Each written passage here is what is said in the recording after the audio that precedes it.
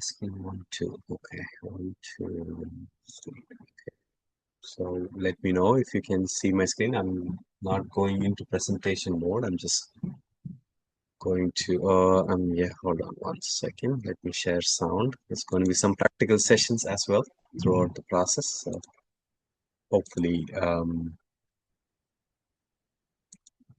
I will be able to convey my thought process in the session. So, so I'm one of few people who always think that just talking alone won't help, but we need to have some practical sessions. So throughout this presentation, I will try to bring in some examples, and hopefully you can tolerate my musicality through the process, and how Maharishi's thought and one-page document opened up me to this one. So today's topic is about mantra, sound vibrations, and divine dust particles. Okay, so to start with, I thank everyone, Vedatri Maharishi in particular, to guiding me through this process. Dr. Rabindranath Aiya having this session. All Sky teachers who have taught me to this process and got me to this level. All Sky scholars who have learned from me. All the gurus at various times, scientists, teachers, and all the participants who are patiently listening to me and trying to make sense of what I'm trying to say. Thank you all for learning and attending my session. Session's going to be 2 parts, practical, and I hope some of you would also like to participate in some of the practical understanding of what I'm trying to present here. So at some point of time, just please be ready to unmute yourself and help me out through the presentation. Okay, so I'm going back to the topic: mantra, sound, vibration, divine dust particles, how they are related. We all know from Vedatri Maharishi's session how the life force and everything came up with after the kinematic wearing of the static state, and suddenly we have manipulated into many of these forms and existence. How does mantra, there's 3 things, okay? The topic that inspired me to go more depth into outside my research on the meditation into this is one of the book, Maharishi's, 365 days book. Each day he has one topic, you can read about it. I happened to have a day when I looked at it and he talks about mantra, tantra, and yantra. Okay, and then it's just like a 1-page document. He was clearly explaining various profound philosophy behind it, and then I got stuck into it for a long period of time. And that's long period of time is not one day; it's many years now. And when Vijayamma called me yesterday and said like, "Okay, let's talk about something about divine dust particle," and I said like, "Okay, why not talk about the series, not one subject? First we are taking about mantras today. Okay, that's why the topic says part 1. There are going to be many parts depending on how we get times and everything. So we're talking today about mantra. Okay, everybody knows the word meaning of mantra. Mana, tra, or manadin, tantram. Okay, mana, tram, or I'm going to switch between Sanskrit and Tamil together. So it's not just one language, and it's going to be switching. So mantra, a manatra, man is mind in English. Man is again manam in Tamil. Tram is perfection in Tamil. Tra is an instrument in Sanskrit. Okay, though these 2 different words means different in phonetic meaning, they actually means the same thing. Okay, tram, a perfection, an instrument. When you're playing an instrument, you try to perfect that instrument. Okay, so though they physically mean different in dictionary, they actually mean the same thing. Using your mind, you are trying to perfect something. What thing we are trying to get to that point. Why does the sound particle or sound vibration produces a profound effect on what we are trying to do. Throughout this process, I want you to remember this. There are several sacred mantras. We'll go through a few of them today as well. I want you to remember one of these. Okay. This is profoundly used by Buddhist way of life is Om Mani Padme Om. Okay. This is how it is written in both Sanskrit and in Tamil as Om Mani Padme Om. Okay, when they recite it, they say Om Mani Padme Om. We're going to really try to sound this in a way which should actually vibrate in ourselves. Okay, hopefully everybody will participate in that practical way of reciting Om Mani Padme Om in a way that you will understand how the vibration profoundly impacts the way the pronunciation and the sound vibration works throughout the body. So hopefully you will help me through the process. So now we are trying to explore the acoustic pressure waves, vocal resonance, and sacred geometry through it. Okay. The geometry is explained further down in some other sessions where we do the yantrams or the geometrical structures, Sri Yantram or Sri Chakrams and all those things. It's the sacred geometry. But how do mantras, the words that we produce through our mind, not vocally, through our mind, brings that sacred geometrical structures is what we are trying to explore now with the acoustics pressure and how the language evolution happened through the process and the mathematical meter behind how the classical music developed. I don't know how many of you here are profound in music. I am not. I will call myself as novice in music. My interest in music came in trying to understand the mantric existence and how that it existed throughout music. So we all know across the world there are musical notes 7 only. No matter whether you're doing Western classical, Eastern classical, Far Eastern classical, Northern classical, or Southern classical, the musical note is always in 7 notes. Okay, so we're going to try to find out the octaves today, try to find out how reciting and using classical music in those 7 notes make things work differently. So if time permits, I will also try to play an instrument that I'm learning now, violin, to produce that sound in vocal vibration. Okay, in vocal vibration and in an instrumental vibration. So we're going to look things in a totally different acoustic way of reproducing the sound through today's session. Okay, and I'm promising too many things, but hopefully we'll get there. Okay, so first and foremost thing, sound vibration acoustic waves. So acoustic pressure displays when the sound travels through physical medium on longitudinal mechanical pressure waves causing continuous particle compression refraction. Okay, that's probably how things have moved. We know what is wave and wavelength and everything. Maharishi has a wave of wavelength process. The vocal resonance frequency or the mantra recital initiates the precise acoustic frequency in the vocal cavity and the sinus chambers. Okay, so what I'm talking right now is my speaking recitation. Okay, but when I sing, my octaves or the vocal cavity shifts to a different frequency. Okay, for instance, now I'm talking now, right? So let me switch to a swara. Okay, a simple Maya Malava Gauli. Whoever is learning classical music, South Indian Carnatic classical music, the first ragam that they teach you is Maya Malava Gauli in Sanskrit, and it's a pun in Tamil also. I'll let you know the name of the pun in a later session. So now I'm talking in this octave. So now I'm moving to Maya Malava Gauli, which touches all the 7 swaras, which is Sa, Re, Ga, Ma, Pa, Da, Ni. Okay. Now this is my vocal. Now I'm switching to swara. Okay, please, I'm not a singer. I'm just only showing this as a demonstrative purpose.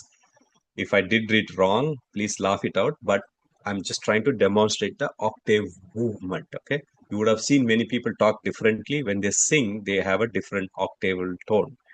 So now I'm moving from sari vocal sound to actual rendering sound.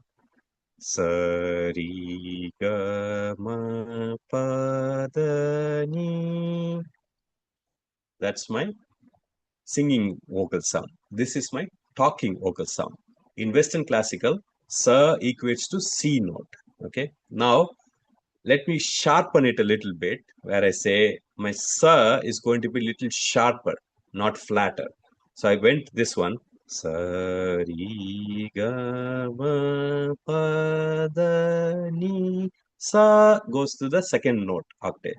Now I'm sharp sa. Sa ri ga ma pa da ni sa. That's a sharp tone. I don't know how many of you found the difference. I'm going flatter sa. Sa ri ga ma pa da ni sa. This is flat. Okay. Same vocal chord producing three different on the C note are the sa gamakas. Okay. The real one is sa. The sharper one is sa. The flatter one is sa. Sa, sa, sa, sa, sa, sa. Okay. When we shift this vocal tone, the mantras, when you actually announce or pronounce the mantras, you need to know which note your vocal cord has to go in so that it creates a certain vibration within yourself. These seven swaras are actually put in a different way that acts in a different wavelength within our body. That's why we need to be sharper, non-sharper, and other stuff. So let's go further down. So what happens when we have this vocal resonance, work with the acoustic pressure, the nerve system in our body gets stimulated, especially the vagus nerve, followed by when the vagus nerve stimulates, it creates a cellular micro massage within our body. And that's the reason why when we are in a very different mood, we quickly get back into our proper mode is because that resonance, when it hits us correctly at a certain point of time, we automatically become a more cohesive system within ourselves because it helps at the cellular micro massage way of doing it. So saying and reciting a mantra in a certain form, in a certain meter, mathematically calculated one. Unfortunately, I'm a mathematician. I know there are many physicians and doctors here who might disagree the method I am doing, but this is as a mathematician is going through the process. Creates a meter existence of how the cells could cohesively work together in a certain form. Okay, so going further down. So what are the acoustic waves? Okay, so people who have worked on music would probably understand this. An audible sound wave that travels through gaseous liquid medium or physical vibration medium into cellular structure. This harmonic vibration simulates neutral circuits and establishes coherent psychological rhythms across systemic organs. Okay, so when you hear a sound or when you hear a music or when you hear something that is happening to you, they not only travel through your ears and then we listen to it, it also goes through the medium within ourselves. It also goes through each cellular structure. It also affects the internal organs in a certain way. Okay, the quantum spin that happens when people found the primordial sound tremor that happens, Sampanda, where you chant this mantra will automatically work at a micro level, not at the macro level. When I'm playing a music, when I say sa, ri, ga, ma, pa, da, ni, sa, go to the second octave, I'm doing it in a flat way. Okay, so if I'm trying to play that in my violin, sorry, I hope my violin is tuned. I just happen to. Okay, so let me change my music to musical original sound for musicians. Okay, so hopefully you can hear my violin playing. So I'm going to play the same sarigama padani in violin. Okay, so let's see. It's in the regular tone, not flat or sharp. Okay.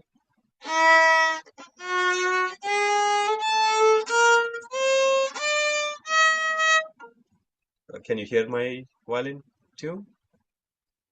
That or was making? Yes. Yes. Okay. So I'm going to play in a straight form. Okay.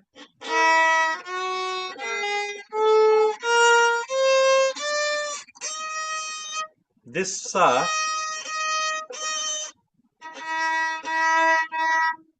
that's a switch of octave. This is the first sa I'm talking about. This is the second octave. So this is sa versus sa going up high on the octave. Okay. So when we go through this constantly, this first sa that I'm playing on my violin has a different effect on my body. This one, much sharper, has a different effect on me. Okay. If I go even sharper, so this is the sa. When I go re, sharp re, ga, pa, da,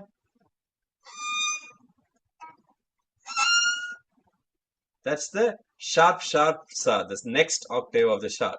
So you get to, to, the frequency changes. Each frequency has its effect on us. Similarly, using that in our vocal cord, we will be able to produce a vibration, something similar to this, that affects our internal organ and the internal mind existence at a quantum level. This measurement is what was found by the scientists, or what we call a sage, and all these mantras were created. Okay, Maharishi's Varga Valamudan also has a profound metering mathematical meaning behind the reason why Varga, when we go to Tamil scholars, they always say, right, Varga Valamudan is not grammatically right. You should Varga Valatudan is the right way to do it. No Mudan, you should not close it. But there is a meaning behind why Maharishi did that when I was mathematically analyzing it. Maybe not today, maybe some other time when time permits. We'll get to that. Just talking about Varga Valamudan and its mathematical meaning and the meaning of mantra and how it affects at the cellular level can also be looked at. Okay. So yeah, Karthik, go ahead. Yeah. So also when you do the war, right, that the tip of the tongue touch your upper palate. Yeah, that's all known. That's a different thing because that also when we do the Kaya Kalpa, we also do the same thing, and Varga Valamudan indirectly invokes it. But what I meant is the vibration that Varga Valamudan creates, not the physicality of the word. When you do it in a vocal cord in a certain way, how that creates the cellular cohesiveness within ourselves. Yes. So even they say halla, right? So it connects to the consciousness, or right. That's why they Yeah, say we'll that's. explore that more. Yeah, definitely. Yes, that it has meaning profoundly. So the next few slides, we're going to explore how the language works and how it got into that. Um, Sure, excited. Sure. yeah. Thank you. Okay, so let's move on.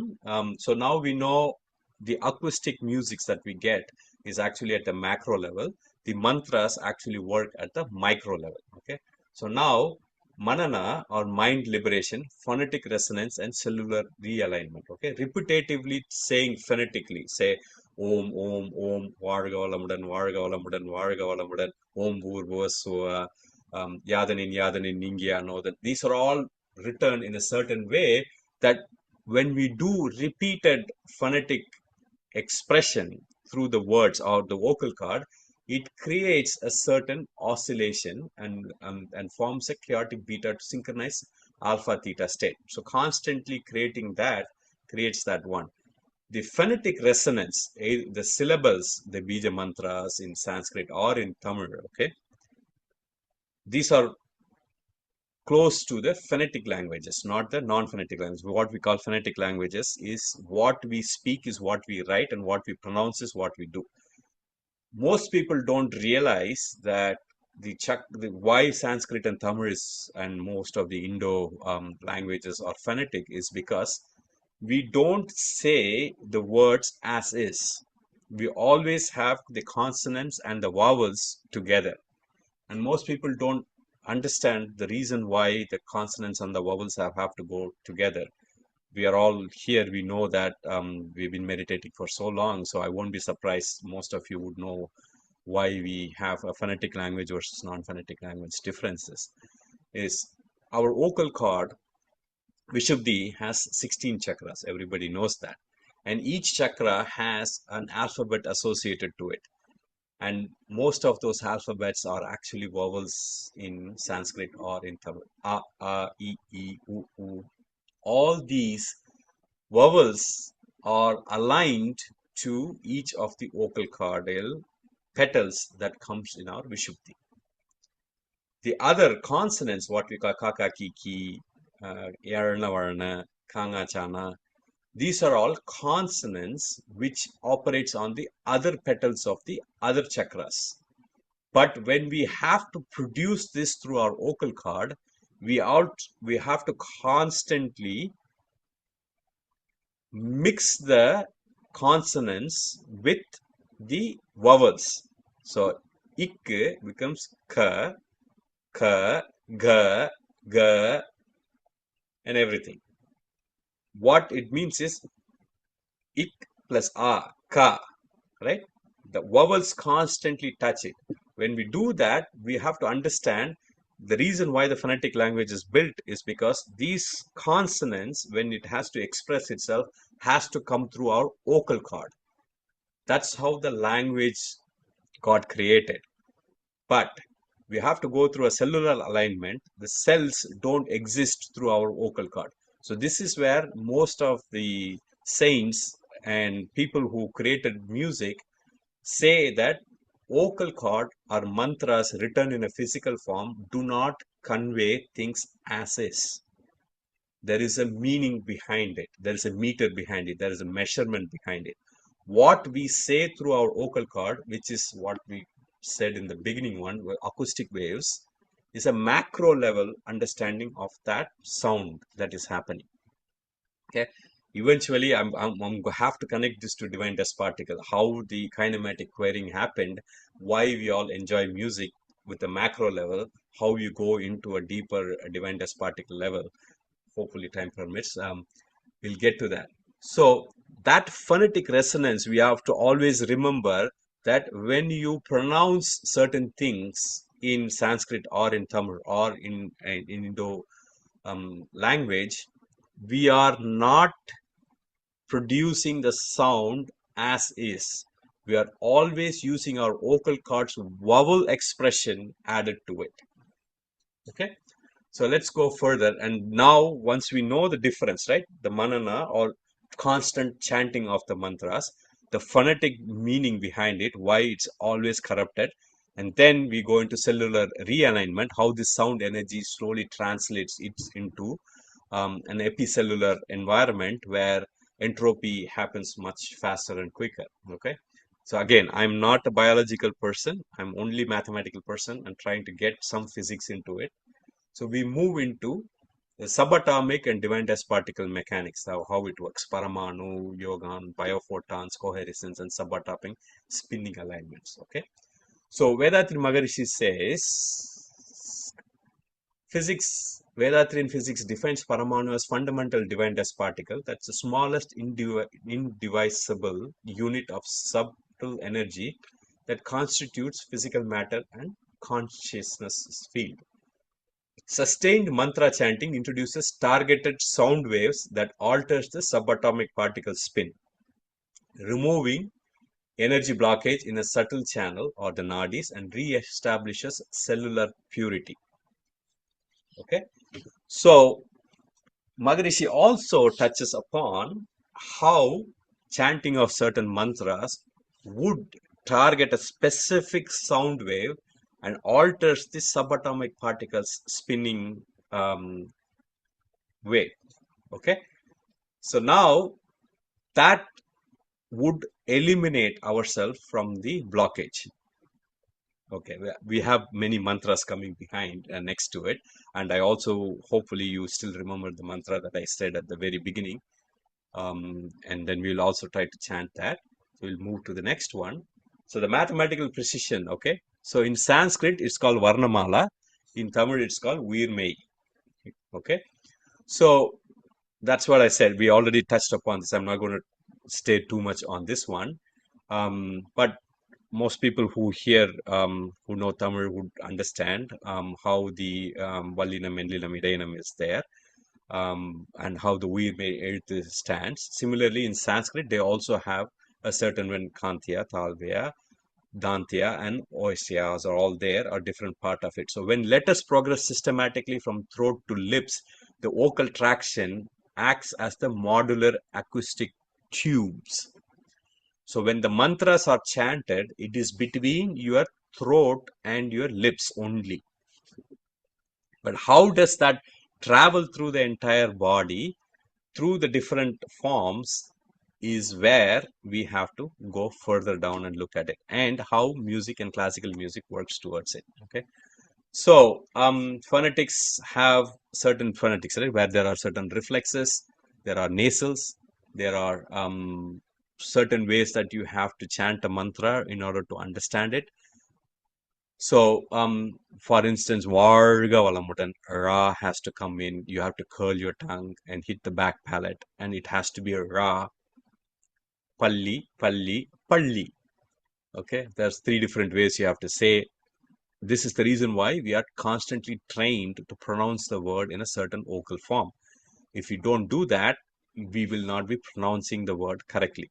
Okay, so we have to constantly train, and it should become as a automatic machine language, a reflective one. As soon as I'm saying Varga Valamudan, my tongue should automatically roll. It should reflectively roll, retrospectively, retroflex, what they call it, automatically roll and hit the upper palate and say Ra. Tamil has this interesting word of Ra and saying. When I'm going to say chant Gayatri Mantra's second word, Bhu,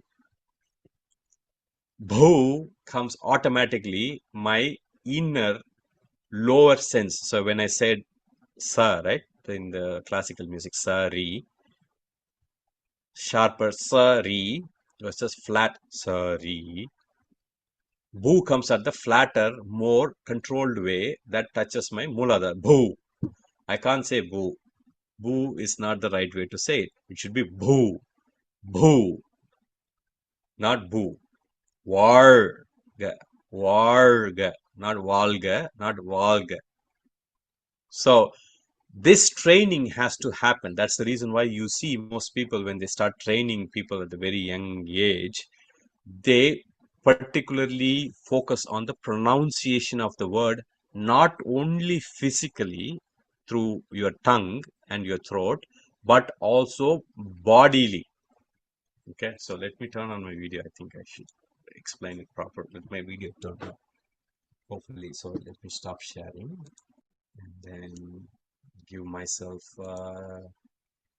spotlight so you can see me. So I'm going to take two words, Varga in Varga Valamudan and then Bhu in the Gayatri Mantra. Okay. So generally the word Bhu has no meaning. When I say Bhu, you should see the body movement also happening. Okay. I'm just trying as much as possible not to move my body and say Bhu, Bhu, Bhu. Okay, that's how you say the word boo, not boo. When people say om boo boo so that has no meaning towards it. When you say boo, it goes and touches your muladhara. Okay, boo actually means muladhara. Okay, stimulating muladhara. Now I'm doing the varga olamudan. Say varga olamudan. No, var. You look at my facial structure, right? Var, my mouth, my wire, varga, varga, varga. I not say varga. This is what most people do. Varga, varga, varga, varga. I cannot roll my tongue with my mouth closed. It won't do well. Varga, that's the word. Varga. You have to train yourself, not only how your lip works, but your body has to react to the whole thing. That's how the acoustic vibration becomes subtler into a microscopic cellular vibration. That has to be trained over a period of time. Most people don't pronounce the word the way it is supposed to be, which means though the mantra has its meaning, will not have the profound subatomic existence or cellular alignment that happens into our body. Okay, so learn the mantras and also learn how your physical body, your mind, and your cosmic existence reacts to that physical mantra. And it is all metered in a certain way. That's why I took the sari gama pa, sari gama pa da ni. Then I go sa, second level octave difference. So my body, if you see a sa in the flat, in the regular one, sa, my body reacts. My body shrinks to produce the sound through my vocal cord when I say sa versus sa. You have to. This is the reason why most musicians, if you see, when they go and shrink, their body reacts accordingly. So they go. People think that, oh, see, they're making all these funny actions in their body. It's not because they want to do it. It's because how their body reacts to that metering sound that happens. When I go sharper sa on the first beginning, and I say sa, regular sa, my head slightly moves a little more, so my vocal cord little up. Sa, lower.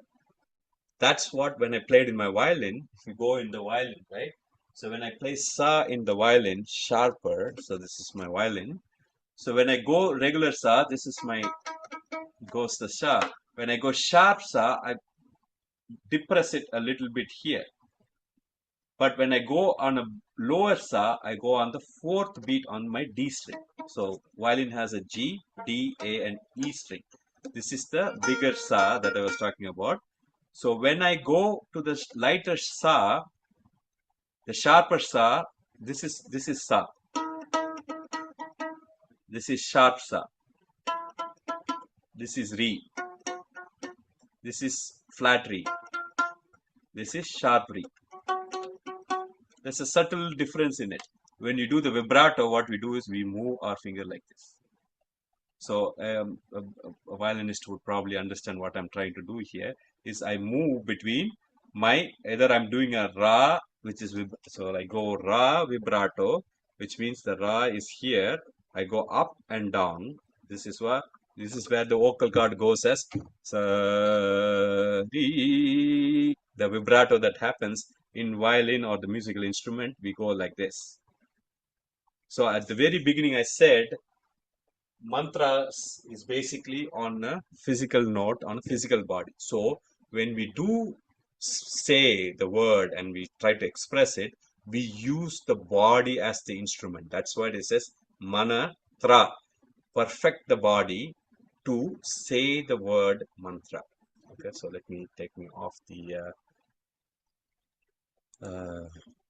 and go back to my slides. So remote spotlight and start staring. Screen 2, share sound.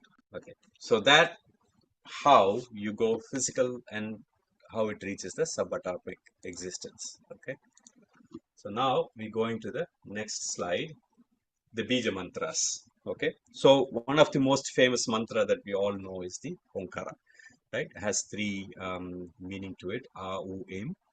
And this is considered to be a primordial quantum wave, not because we know quantum now, we call it quantum, they call it Parama mantras.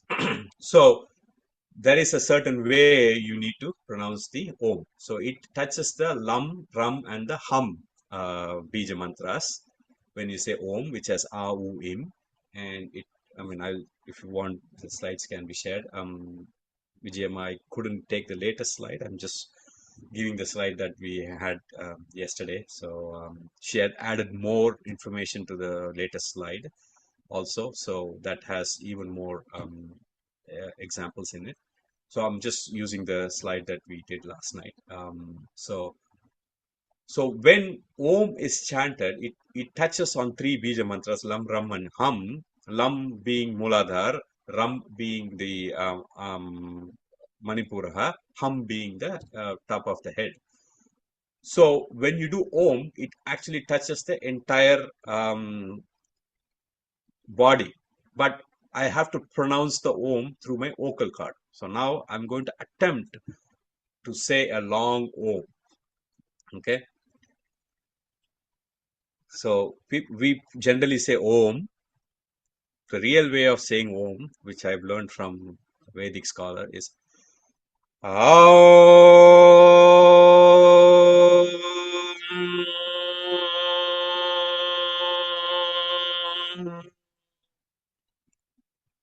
Okay, so that's how you open up the entire body, and then when you start chanting, you start with your Muladhar with a Lam starting from the Muladhar all the way to Hum to the head, activating everything throughout your body.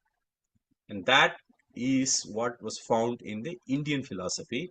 And every mantra in Sanskrit always starts with an Om, is to activate.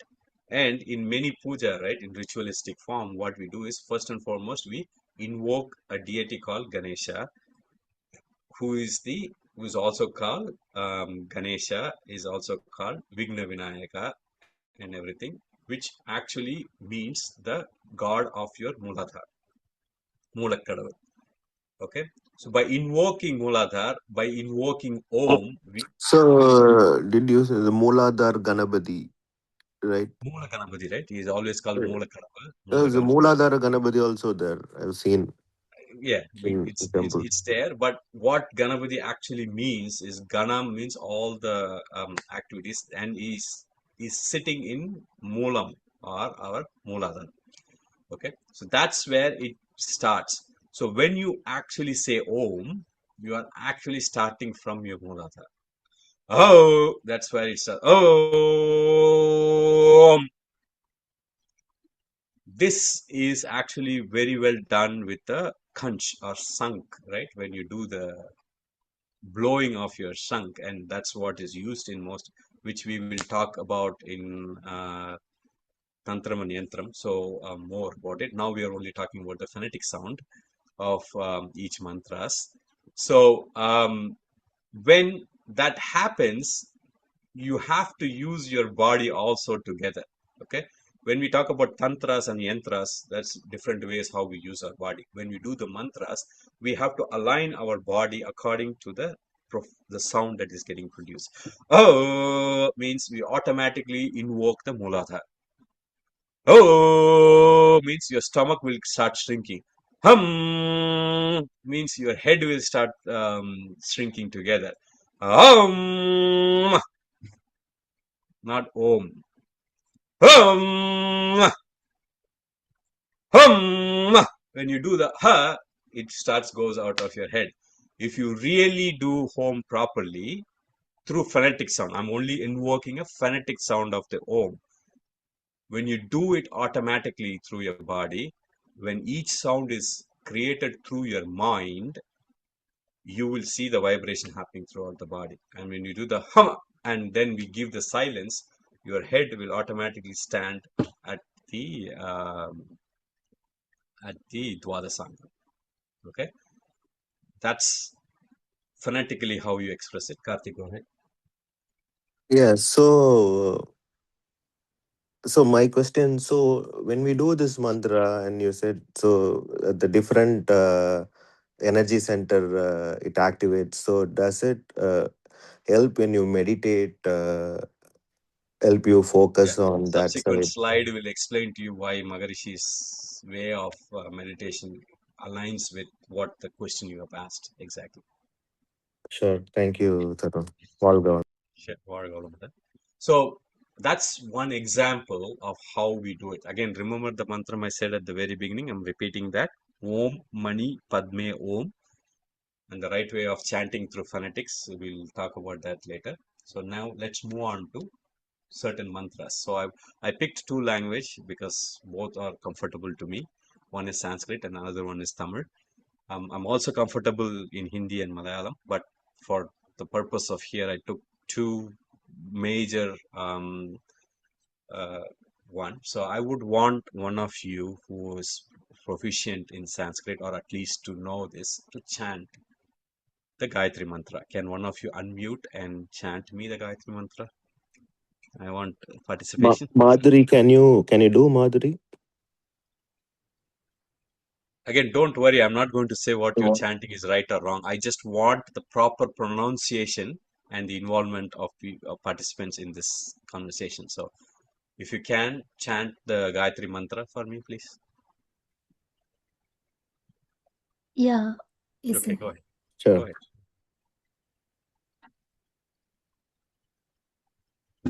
Go ahead, we are listening to you.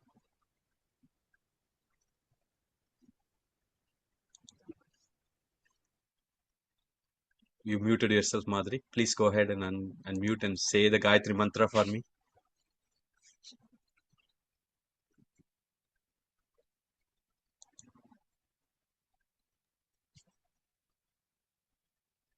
Hello.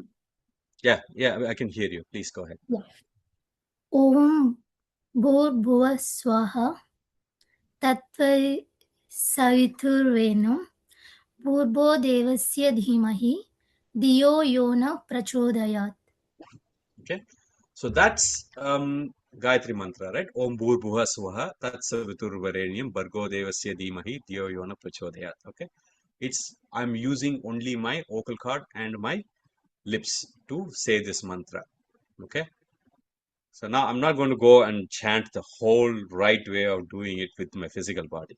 She's done a very good job of pronouncing the word in a right way in Sanskrit. Bhur, Bhuva, Swaha, Bhur, Bhuva, Swaha. There's Purna Gayatri Mantra involves Bhur, Bhuva, Swaha, Manaha, Japaha, Tapaha, Ogum Satyam. Okay, which touches on all the seven chakras. Bhur, Bhuva, Swaha touches the Muladhar, Manipuraha, Swadhisthana, and Manipuraha. Bhur is solid. When you say it, you have to solidify your body. Bhur. Bhuvaha is fluid in a way, it flows. Swadhisthana. Bhuva. Then Swaha means digestion or annihilation of everything. Aligns to your Manipuraha. Swaha. Bhur. Bhuva. Swaha. When you say that, what happens is before the mantra, you always invoke it with an Om, Omkara, which means you're aligning all your chakras first and then you're pronouncing each and everything individually. That's how phonetically it is done. So the next one, anybody who wants to try the Mrityunjaya mantra?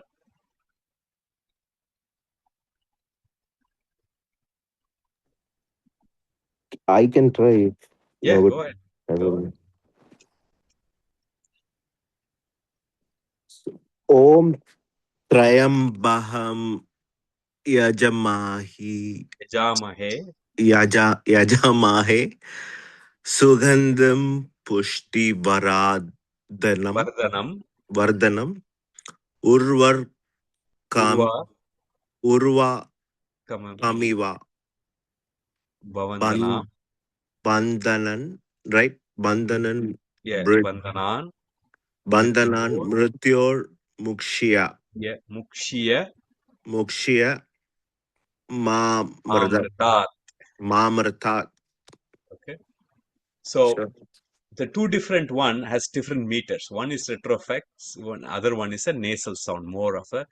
So first one is a Purna mantra, what you call complete body resonance.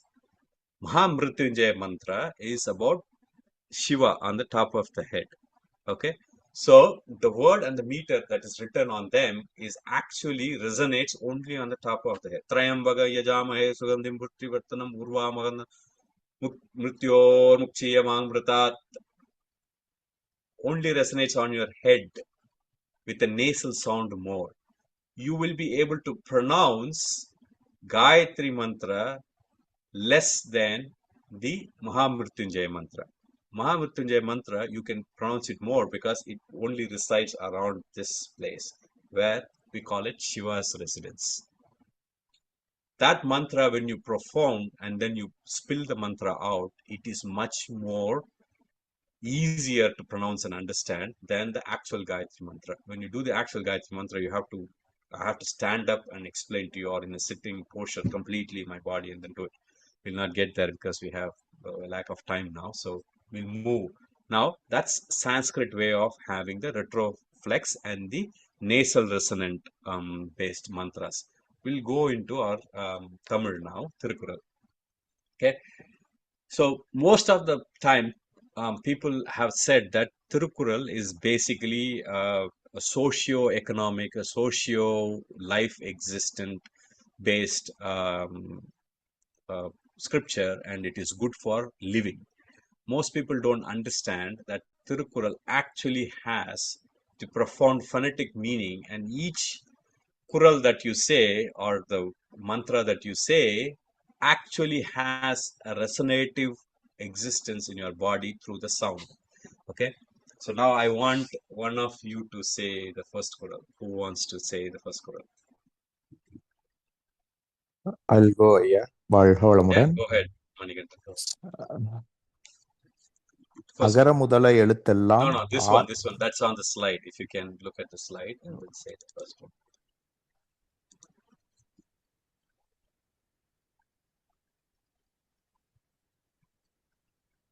Sorry, I'm connecting from phone. I don't have glass Okay, so right now. anybody who Yeah. can see the screen, can you read the first one?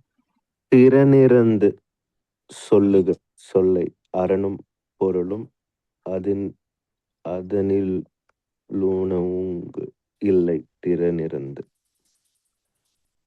Can you do it again? Sure. திறனிறந்து சொல்லுக சொல்லை அரணும் பொருளும் அதனி நூலுங்கு இல்லை திறனிறந்து. Okay, so most of the things, so it loosely says that in classical sound theory, every sound creates a specific vibrated frequency, tiran, and then the word are spoken with an understanding of their inherent force and acoustic output and everything. Aram, tiran, aram, porul. Okay, these are the words that is used here in this particular. This is actually a mantra of how actually you have to pronounce the word. Okay, tiranirinde. Okay, tiran is a word. Tiran, right? You keep saying the word tiran, it activates your head. So Thiruvalluvar writes the mantra in a certain way that you have the first 4 word is what he is trying to express or what he is trying to say, and the next 3 word is actually the profound meaning. So what you have to say is the first 4 one is materialistic, the next 3 is actually a wisdomic answer to that question. I'll give you an example, right? There's a kural for Turavaram or saintlyhood is Yadanin Yadanin Ningianodan Adanin Adanin Ilan. Okay, that is a kural when somebody asked Thiruvalluvar how you have to become a saint. So it's very easy. I can explain you the kurals meaning Yadanin Yadanin Ningianodan Adanin Adanin Ilan. I'm profusely asked you to do this one. This was chosen by Vijayalakshmi Amma. She can explain why she chose this particular kural. It also aligns with the phonetic example later on. But a kural, when Thiruvalluvar writes a kural, he uses na agam irigam, right? All of the 3 part of it. So how do you live in a saintly wood is you don't touch yourself or live in the materialistic world. Each word that you say, Yadanin Yadanin Ningya Nodan Adanin Adanin Ilan, none of your lips will touch each other.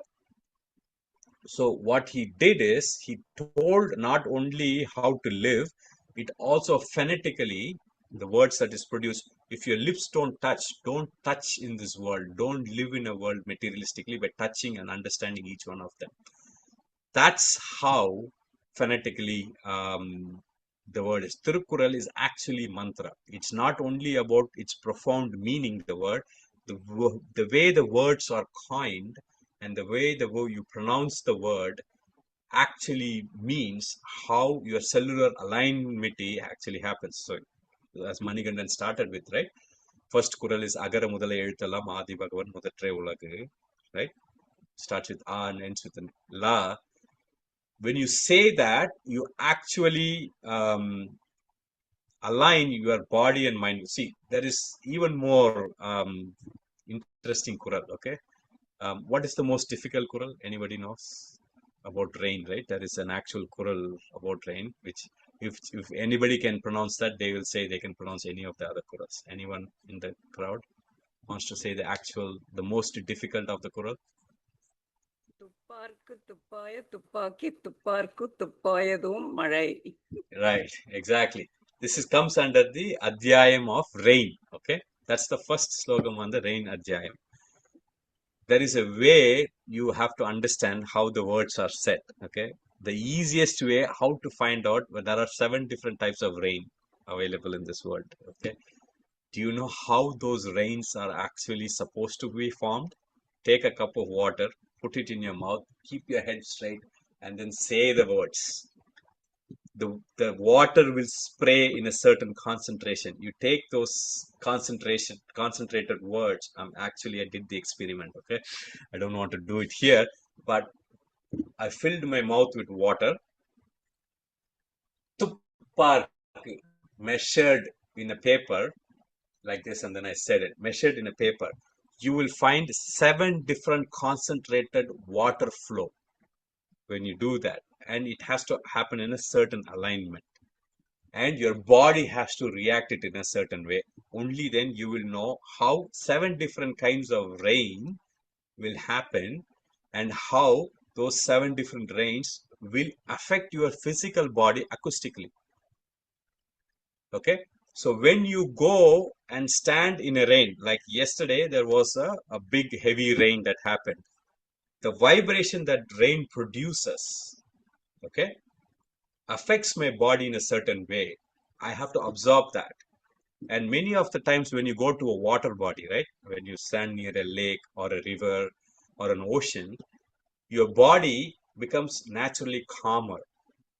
This particular Thirukural, Tupparku Tuppaya, which Dr. Devi kindly said, actually tells you when you stand on different kinds of water body and different kinds of water flow, how your body reacts to the phonetic sound of these different physical form of rain. And he explains that in this one. I don't know how many of you actually looked the Kural in this form. The first 4 in materialistic world tells you how materialistically we need to live. The next 3 tells the wisdom behind that Kural. Okay. In the physical form, each of these Kural actually creates a certain way. And if you experience that, especially the rain, which is easier to experience, when you experience that, you will see the phonetic reason behind it. And how that needs to be said is what that Kural actually says. He clearly says in the next Kural, if somebody can. So he not only explains in the word, he also puts that in the next Kural, where he says the acoustic vocalization and producing the sound from its root actually makes the word so pure that you don't have to tell people its meaning. They will understand it, because the root from where I am producing this phonetic sound, the root from which, if it touches the root of your phoneticity, we don't even have to explain to each other. It will automatically resonate within you. We don't have to tell the meaning. When we become acoustically so advanced, most of the meanings that happens between us is communicated phonetically, and there is a mathematical reading behind it, that you don't have to explain people the meaning again and again. Just by reciting, you will be able to make the other person understand, if we both reside in the same resonance. That's exactly what Maharishi talks about when we are in different forms of mental wave frequency. When I lose something in the morning, so in the night, I come down, I calm down, I keep my keys in a certain place, I forget, I didn't put it in the place where I have, I go away. Next day morning, when I'm in a hurry-burry, when my mental frequency is very high state, I will not be able to find out where I put it until I get back myself into the same frequency. This is a profound example when Maharishi famously declared that he lived with Vallalar for 10 years to understand when Arutper Jodi become Arutper Atral. The difference is Jodi has the word of fire, which some people might think it affects, versus Atral is even more subtler. And Maharishi famously said he and Vallalar collaborated, though they lived in different eras, collaborated. What I felt was the phonetic connection of Maharishi was able to subtly understand the meaning of how Vallalar was doing things rather than trying to explain to us the meaning of his exact words. So phonetically, yes, if we are aligned in a certain form and I'm invoking a certain sound, again, I'm not talking about certain words now, I'm talking about certain sound that I can produce. And if you are in alignment with me in that sound, I don't have to explain to you its meaning, you will understand it automatically. Whether this can be proved scientifically, I need more people who I can work with and then do that. It aligns with my brainwave theory that I'm working on with Brownian motion. This is my second theory when I try to that Brownian motion theory that I spoke about a few months ago is basically individualistic. Now I'm talking about dualistic. The mantra, the tantras and yantras happened dualistically, communication between each people and how it profusely worked within ourselves. So moving on to the next slide, I know I have to be working on the time. So Paramanu, biowater structuring and everything. This is an interesting thing. This is again a theory. Some doctors accept, some doctors don't accept about the hexa structure of water. I'm not claiming that this is how it is supposed to work, but there is a theory out there how cellular hydration works. There is no scientific evidence that it works. There are many experiments done with the crystalline form of water, but this is still at a very, very infancy state. Maybe this is wrong, but I'm just going to talk about this from a idea perspective, not from a scientific perspective. So disclaimer right there. So your body is, we all know, is made out of 75% of water, and the acoustic vibration, when it works on water, it actually makes chaotic liquid molecules in a hexagonal structure. So we all know when bees form their honeycomb, it forms an hexagonal structure, right? And now we scientifically know one of the most stable structure is the hexagon. Okay, the benzene or the hexagonal structure, where it has the hexagonal thing. That is also closely relates to the David's star, which is the six-cornered star. Also closely relates to hexagon. But hexagonal structure is different, but six corners. It has six corners. David's star, and that is also points to one of our chakras. Okay, so we all know which chakra that is going to be. We're all proficient in that. How all of them are aligned together. There is a theory about crystalline water form, which is H3O2 form of water, which is actually creates an hexagonal structure, creates a harmonious existence. I'm pretty sure doctors here on this would not agree with it, because there is nothing like a H3O2 structure available or stable structure available. There is an idea that the crystallization of the water in a certain hexagonal structure would create a harmonious existence like snowflakes. Okay, if that happens, that structure happens, we would have a reduced the metabolic entropy would work in a certain form. I would need more doctoral biological meaning behind that. But there is a theory out there which also agrees that an hexagonal form of structure of which is the snowflakeal structure is much more stabler and calmer.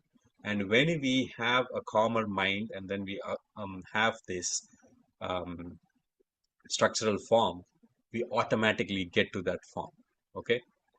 Also, There is a theory in ancient Tamil where when a scripture is written, what they do is 1,000 people stand around a lake, take the palm leaf or whatever it is written, they put it in the water, and then they recite that whatever is written. If it's Tirukural, they recite the Tirukural. If it's Tirumandiram, they recite the Tirumandiram. The vibration have to flow through the water and bring up the scripture on the top of it. It should float itself on its own. How many of it is true? I don't know. I don't have the means to experiment that is. There is a theory floating out there saying that only if the vibration of that what we speak falls on that lake or a pond, and then that mantra comes up or that work of thing comes up, aligns itself with that vibration of the word we say, it is considered to be a proper spiritual scripture. If it doesn't come, it's not a proper scripture. There is also a saying, I don't know how many theory it is, when Avayar found out Thiruvalluvar wrote Thirukural, it was not in the meter of Sangam poem. There is a meter in which you have to compose poem in Sangam way, mathematically. And Thirukural broke that meter, and they said that it doesn't fall under the Sangam meter of composing music or poems. This is not divine scripture. Okay, so what Avayar said, called the people and said, like, I don't care what the meter is, give it a chance. And then people have to recite Tirukural in a certain way and see the water wave forms, and then the Tirukural comes up on the top. I don't know how much of it is true. Hopefully at some point of time, I can either say that is true or false based on the experiment, that if I can get to that point and do it. So these are all an example of how theory and not being practically proven or existence impacts. Some of them we think that this is true. When I'm talking scientifically, yes, I've heard the theory, but is it true? No, because I have not proved it, or nobody in the scientific world has proven it.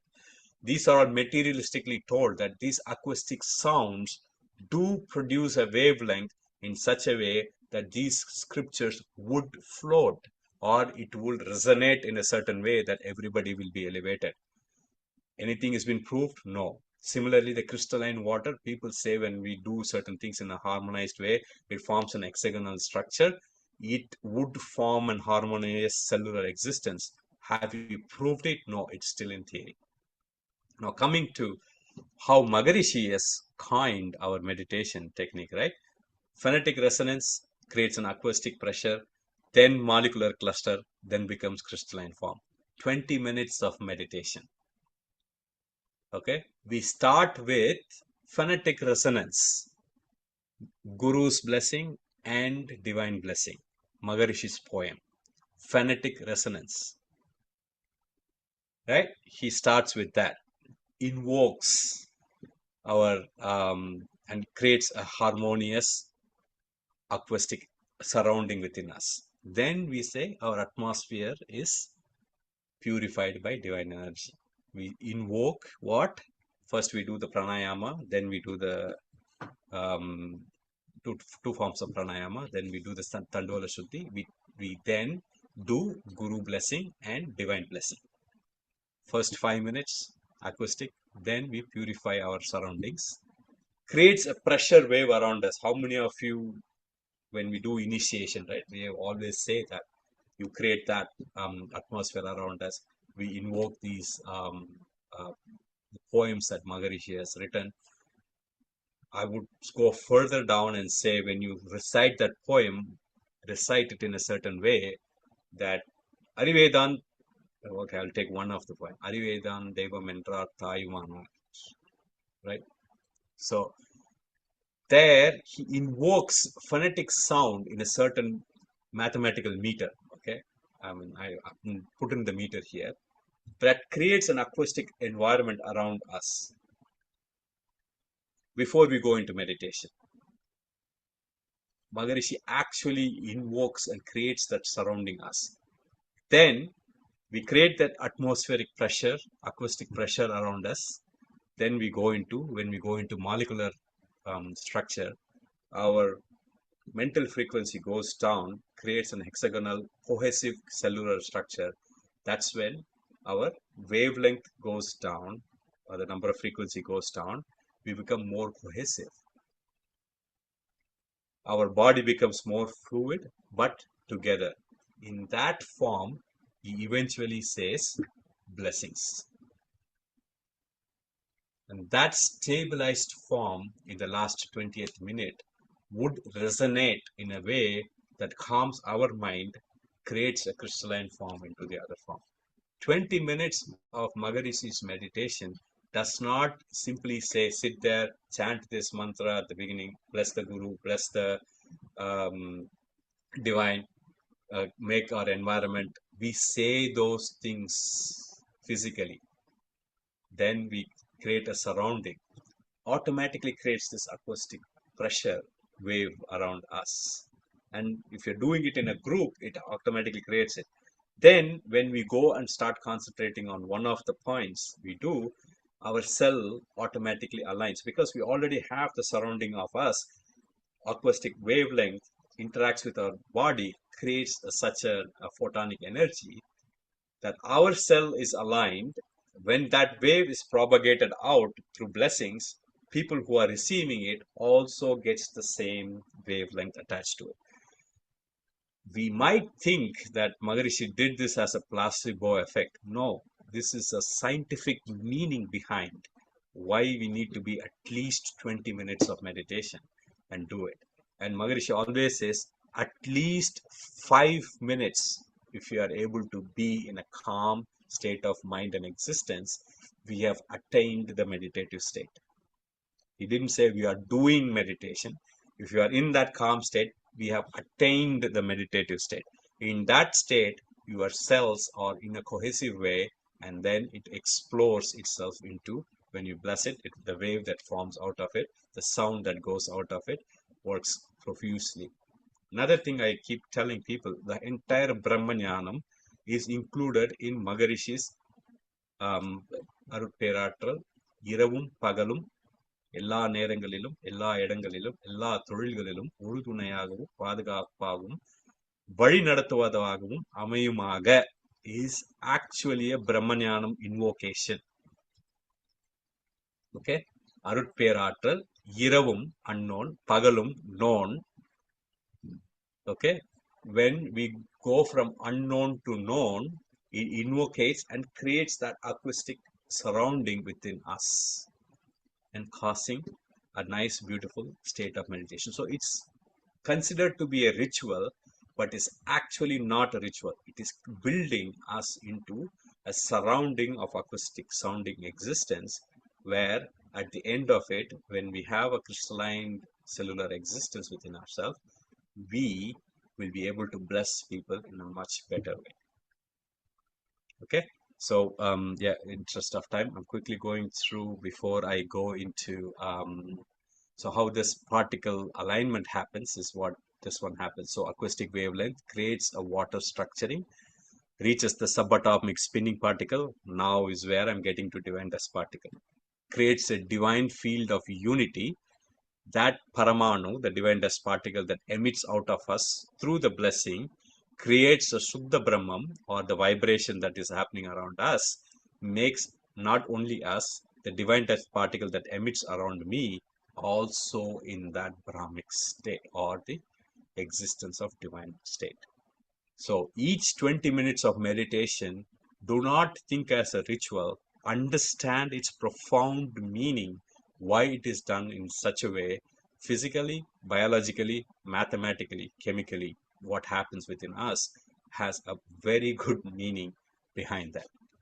I mean, outside that, we also talk about the Bija mantras, right? Each Bija mantra, Mooladhara is a Lam, Swadhisthana is Vam, Manipura is Ram, Anataha is Yam, Agna is Om, and Turiyam or Sahasra is Aum.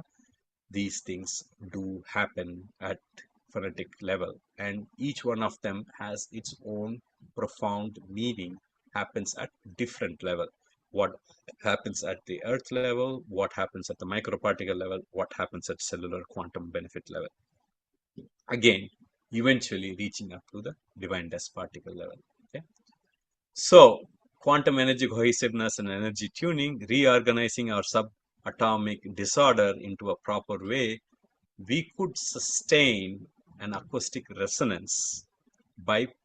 So far, I only gave you a few mantras. I haven't told you the actual mantra that I'm going to do practically do it right now. Okay, with the given time. Before I go into actual pronunciation of the mantra that I started, any questions, concerns? Anything that you want to say I said is wrong or doesn't make any sense? Yeah, Karthik, go ahead. So I'm trying to understand the effect of this mantras, sound vibration at the DDP and biomagnetic level. Right. So what? So when you meditate, so it also has the same effect on um, versus you do with the mantras, meditation and the mantras. See, that's what the first part of meditation is, acoustic wave. Mantra invokes that. Anything that you say before you start your meditation, you are actually invoking the acoustic sound, which preparing your body and your surrounding. Like Arut Kap, right? Exactly. Exactly. Got it. The Okay. Guru Vartha, the Irai Vartha that you do, the Mm-hmm. surroundings that you say, purify your surroundings, you do all these things, you are actually invoking that acoustic waves at the beginning. So yeah, Mantras are also supposed to do that. got it. So yeah, and also I want to add, when you do the Arut Kap, you actually create a magnetism outside your body that could protect yourself when you Exactly. meditate. Acoustic resonance. That when you say acoustic resonance, it's not only the sound, the wave. See, that's very beginning, right? Sound is also a wave. Okay. In this specifically, we are looking at mantras or the sound waves based thing. It has far more meaning. I just said, according to mantra meters, how Maharishi's meditation works on it. There is tantra, there is yantra. Okay, what you're talking about is yantra. When you're talking about the resonance that it happens, the magnetic field that it creates is something to do with yantra. Hopefully, at some point of time, in one of the parts, we will talk about the yantras. How you're sitting physically is tantra. Like you have to sit in a fold. The way you clasp your hand and put it under your abdomen is actually a tantra. Okay, has its own meaning. What I'm talking right now is in under the meter of mantras, where you have vocal sound and the sound wave and acoustic examples that is happening on. So when you meditate, should you always sit in upright position and meditate, or sometimes can you That sleep and comes into meditate? tantra. That will be part 2 of the series. Now we are Okay. only talking about sound wave and acoustic. I don't have enough time to explain each one of them. I'm only Sure. talking about the mantra, the sound acoustic way of how it is being done. Got it. Okay. Thank you, Tarun. Yeah, that's why it says part 1 of the series. We have more on it.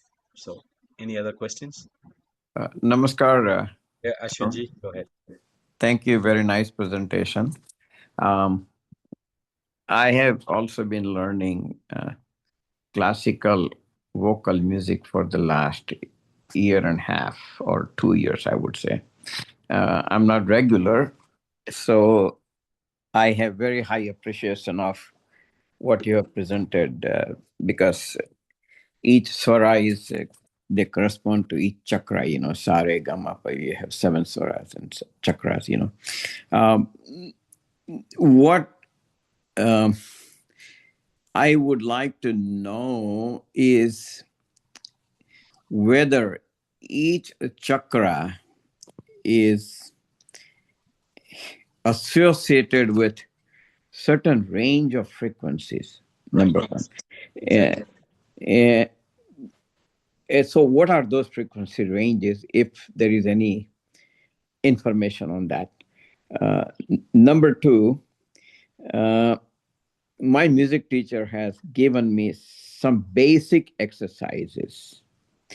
And so the basic exercises, involve several different permutation and combination of swaras. So basically, she always tells me that, Ashwin, when you are practicing, you concentrate when you're saying ga, then you also associate it mentally to your Manipura Correct. chakra. Now, it's very hard when you sing fast, but she keeps telling me, reminding me all the time that, Ashwin, don't forget that part, close your eyes, practice this. So basically, she's making me jump from one chakra to another chakra. Okay. Now, my question is, when you superpose these, the frequencies of each chakra on when you're doing this, the effect that you create. So I'm interested in, if you superpose all the frequency ranges from all swaras, sare, gama, pada, ni, what would be the effect? Does it lead to the ultimate? What is the effect on the total frequency and the wavelength and the phase difference also when you sing, Right. So very good question. So I'll try my best. Okay, I'll pick one of the practice sessions that we do as part of learning classical music in Carnatic form. So the first one I said is based on Maya Malava Kauli, which touches all the 7 of the swaras, and then we work on it. The second one which says, see, this is the reason why they teach you how to practice. Okay. The first one is Sarigama Padani, Sanidapa Magarisa. Okay, Sarigama Padanisa, Sanidapa Magarisa. You go up and down. Arohanam, Avarohanam. Arohanam means you're going up the scale. Avarohanam means you're going down the scale. There's a difference between Carnatic music and Hindustani music is we do the same thing. Carnatic music focuses on the next notes range. Hindustani music focuses on the down of the thing. So Carnatic music goes on the sharper scale, which means sa to sa, versus Hindustani goes from sa to sa. Okay, they go from down to upscale. That's the only difference in which how they measure the meters. So I would say sa is Hindustani, sa is Carnatic. Okay, there's a difference. Okay, sa is Hindustani, sa is Carnatic. It doesn't mean that Carnatic doesn't do the Sahitya. This also is done, but the focus, the emphasis on each of the classical music that you try, that also makes a huge difference. Now, coming to your point, why they are trying to tell you this in a way.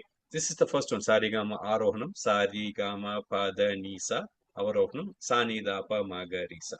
Okay, each raga is put in a certain meter that among these 5, Maya Malava Gauli takes all the 7, whereas the others, depending on the thala that you do, Adi or Mr. Chapu or other different thalas that you do, it ranges this depending on the sari makes a difference.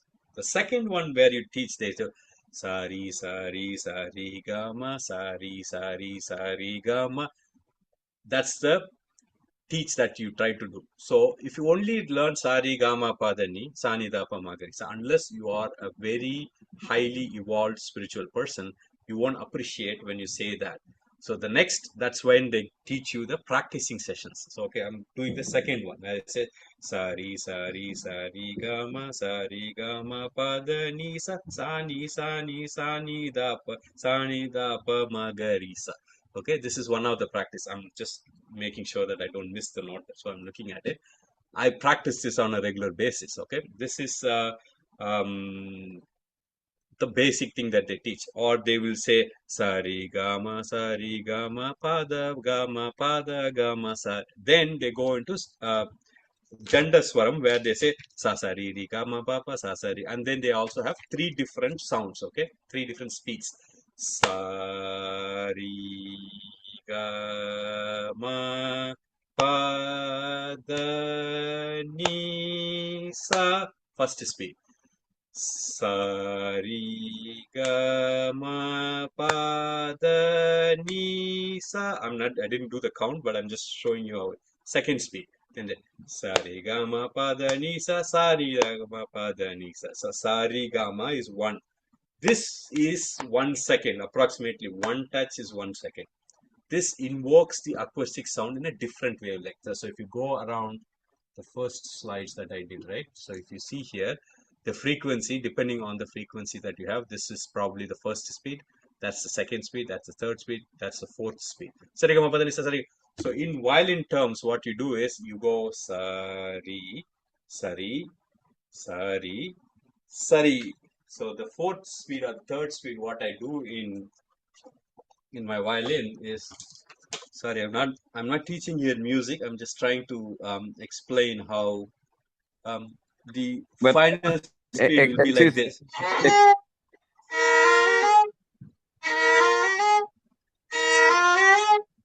It will be,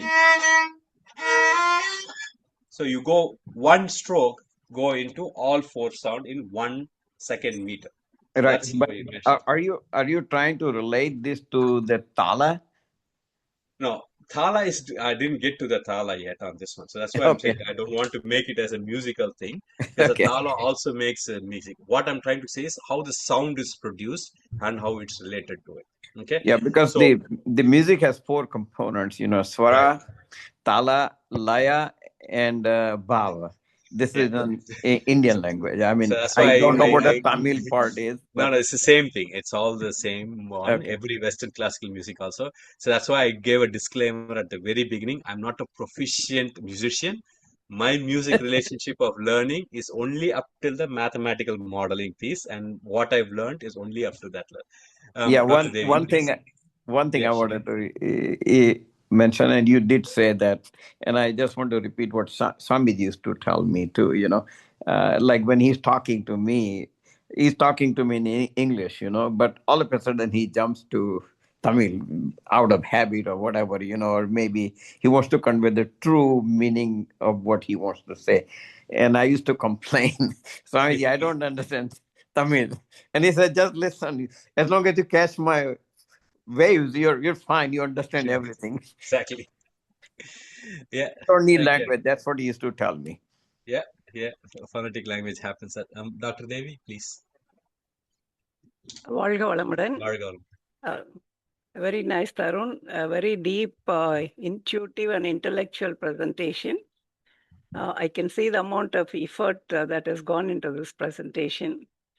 So I would like to say something about the yogic view of this same sound. Is it okay?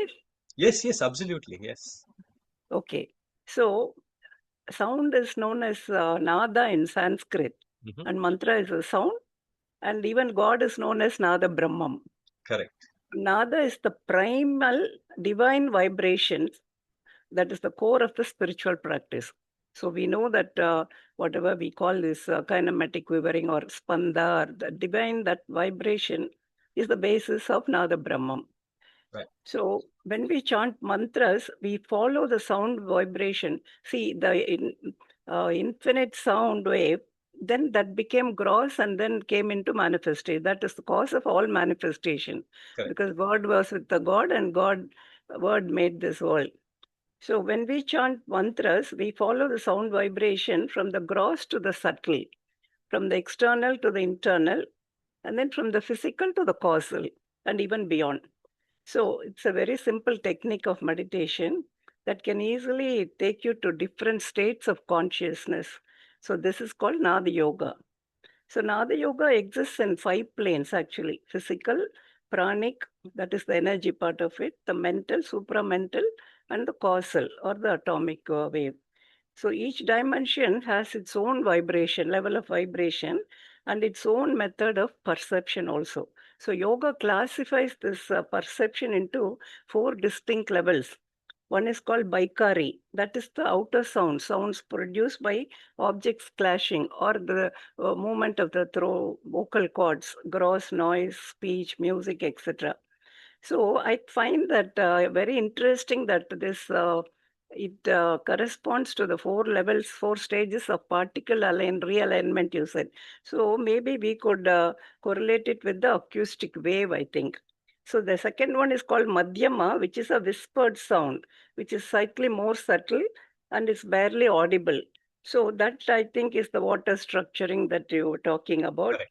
Third one is the Pashyanti. That is the mental sound. That is, you don't pronounce the sound. It cannot be heard by the ear, but it reveals in the folds of the mind. The mind Correct. perceives the Pashyanti. Actually, that is supposed to be more powerful than the Baikari and the Madhyama. Madhyama. That Correct. is, you can take it as the subatomic spin or subatomic level. And that the last one is the Para. Paranada is the transcendental sound. So this is where it is not even perceived by the mind, but it is perceived by the divine field unity, you said, no? It is Correct. beyond vibration and is of infinite wavelength. So I really thought that this correlation was very good. And it's interesting, as Ashwinji said, the 7 notes correspond to the 7 chakras. So there is a practice called Nada Yoga meditation, where you meditate, you take your awareness from Mooladhara to Sahasrara, Sahasrara to Mooladhara, repeatedly in a cyclical form. And with each chakra, you say Sari, Gama, Pada, Nisa, and then you come down Avarohanam, Sani, Dapa, Magarisa. So every sound, you remember that chakra and the awareness. So, of course, what the question he asked was, it's got a vibration. Yes, every chakra has a different vibration, a different color of the spectrum and all that. So, when you do the same vibration, that chakra gets activated. So that is very easy. That resonance of the chakra stimulates it into action. And when the chakra gets activated, the endocrine glands are supposed to get activated. And that's how the physical benefits manifest. And Om chanting and Brahmari can directly take you to meditation and reveal your innermost being. How? Because our mind is always turbulent and there is always thoughts and everything because of the 5 senses, and we don't know in meditation how to control our 5 senses. In Vinayagar Ragaval, Abhayar says, ஒரு மந்திரத்தால் ஐம்புலக் கதவை அடைப்பதும் காட்டி. That is, this is the way to shut the doors of the 5 senses. The mantra is the way to shut the doors of the 5 senses. And when the 5 senses shut, the mind definitely becomes very quiet and tranquil, and then meditation just dawns. Actually, as you said, we should never say we are meditating. Meditation is not a verb. Meditation is a noun, which is a state of mind. So when all the vrittis of the mind, when they stop, meditation dawns on you. So you go into a state of dhyana. So that is the power of sound, and I'm very happy that you presented this one. வாழ்க வளமுடன். Dr. Devi. Actually, you probably took our 5th part of the presentation straight away by knowing this mantra. So, yes, what you said is right. So, what we thought is first we'll talk about mantra, the sound vibration, and then give an example. Then we'll do tantra, how Maharishi's physical exercise is closely related to that. The yantra or the introspection piece, how it is building up. Then we try to link them together and come with what you have said. So you have actually gave us a very good summary of what everything inculcates together into one form of our existence, where everything has to work together. So in the interest of time, so let me pick that first mantra, and then I'll let you know how it's done. And I don't know how many of you know that bowl, the bowl that they have, right? The gong bowl that they have in Tibet. And the reason why Maharishi used the bell that has a Tibetan symbol in it, which has the Kundalini on it. Okay, so Om Mani Padme Om is the word that we say. Om Mani Padme Om is basically chanted by Buddhists. I'm getting close to the mic because I want to make sure that we generally learn this as Om Mani Padme Om. Okay, but it's actually chanted in a different way. Okay, Om Mani Padme Om.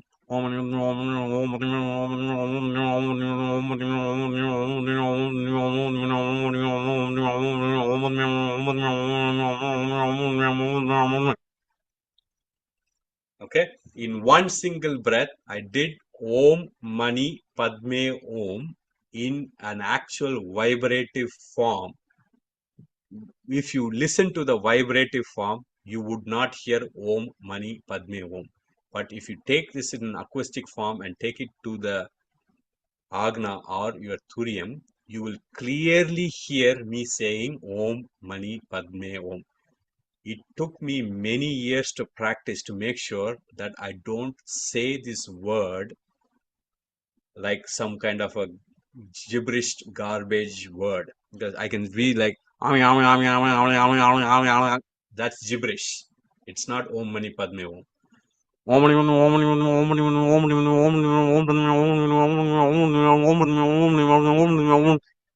That's how the vibratic sound, the Sundar Devi Amma said, right? The first one is learning the mantra. The second one, the way you pronounce it through the word. Now you convert this sound vibration in mental form. You will actually listen to what I say. So in the Buddhist form, what they do is there will be people chanting this mantra in this form. There will be people standing there listening to it, not chanting it. There will be people who are learning, will be chanting it. People who are actually know this will be listening to it. And then if there is any mistake, they will correctly say that, okay, person third on the fourth side, you did not say the Om Mani Padme there correctly, but you skipped the Padme because you were slow at the Om at the beginning. So it has to be said in a certain metered form that you have to learn. So again, Om Mani Padme, Om Mani Padme, Om Mani Padme, Om Mani Padme, Om Mani Padme, Om Mani Padme, Om Mani Padme, Om Mani Padme, Om Mani Padme. Okay, I'm losing breath now. So you take the singing bowl and then you rotate it. You will resonate a similar sound.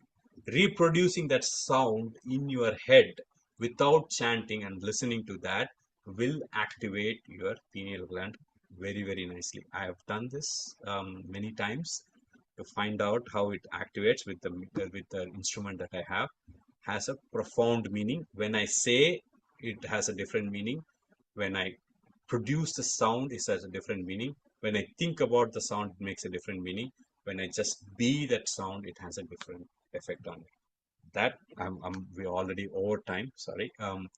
Thank you very much, and over to you. Thank you, Tarunji. It's a wonderful presentation. No words to say. So everybody enjoyed this great presentation, and thank you so much. Tarunji, Yes. be blessed by the divine. I just want to remind one thing. When we are doing, when I initially learned the Nityananda meditation, in that it was like we have a chanting of when we do a breathe in and spreading over the body. We also, I remember we had Om also. Like that we used to have it, so I just want to mention it. I don't know, I might be wrong, but So I didn't categorize Maharishi's meditation into each one of them. Hopefully when we get time, we'll get to that point once I finish what is Tantra and what is Yantra, and then how each one fits into it. You are right. The Nityananda meditation comes under Yantric meditation. Varga. Varga.